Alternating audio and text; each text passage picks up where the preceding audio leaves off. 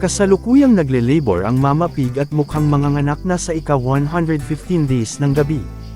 Pang third parity na po ito. Magandang gabi po sa lahat ng mga manunood at welcome pong muli sa aming munting backyard para sa isa na namang episode. Bago ang lahat ay nais ko munang kumustahin ang lahat ng aking mga taga-subaybay. Sana ay nasa maayos na kalagayan saan man naruroon. Maraming salamat sa walang sawang panunood at suporta. Medyo matagal rin akong hindi nakapag-upload dahil may pinagkakaabalahan lang sa ibang bagay. Lumabas na po ang panganay na biik. Enjoy lamang po sa panunood sa mga ganap ngayong gabi at alamin natin kung ilan ang magiging anak ni Mama Pig.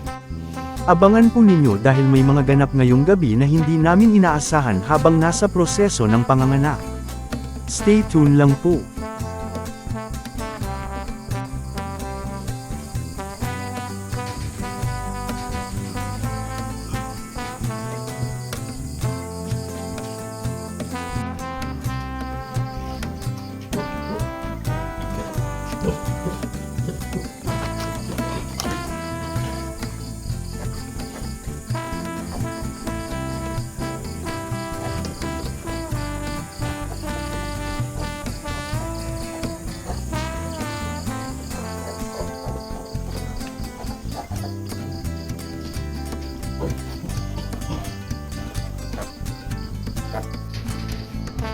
Dahil may nakalabas na ay naghanda na ng oxytocin para sa uterine contraction at milk letdown.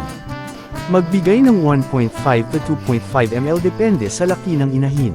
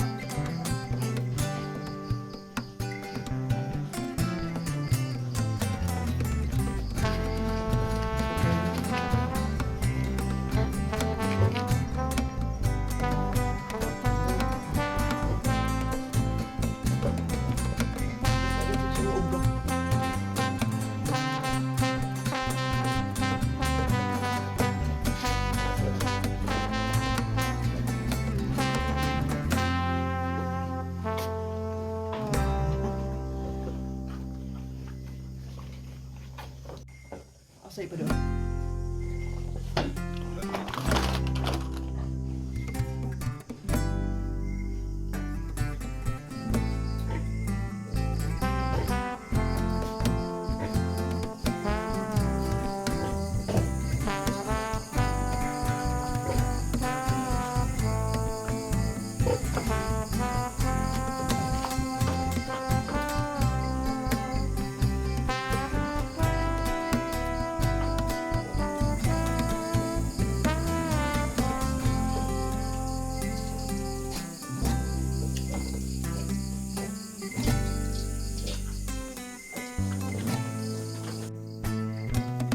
Magbibigay uli kami ng second shot na oxytocin dahil medyo matagal na hindi nasundan.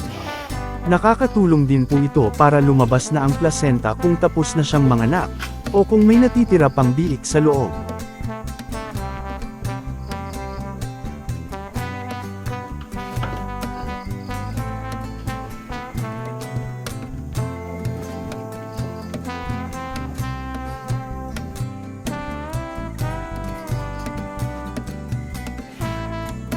Dito na po na parte na may magaganap na di natin inaasahan at tiyak ikakatuwa natin.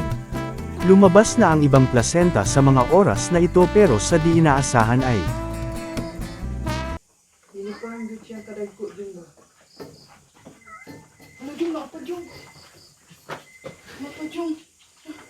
Kinsi yung? Nanapag yung isa no? Pang 15. Thank you Lord. 15 piglets. Nga pa dito, habol na. Parang anak mo.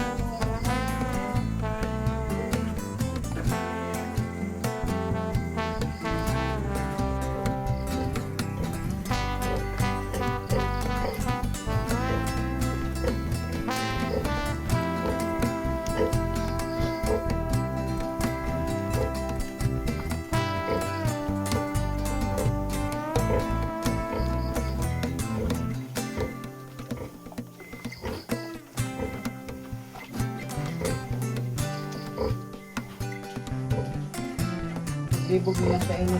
Asan ba? Napatutoy.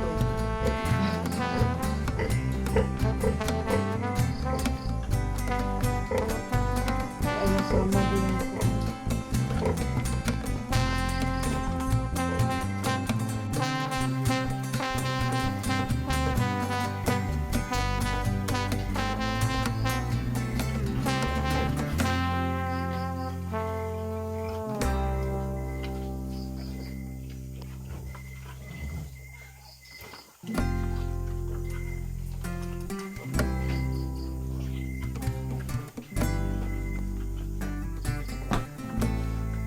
CBG, gifting.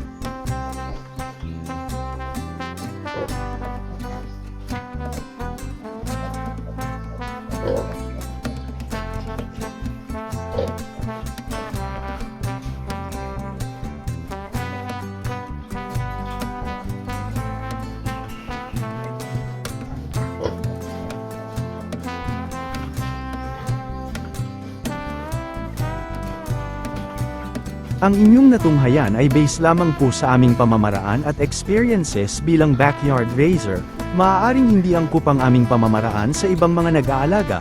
Daghang salamat sa inyong oras sa panunood at happy farming po mga kaibigan.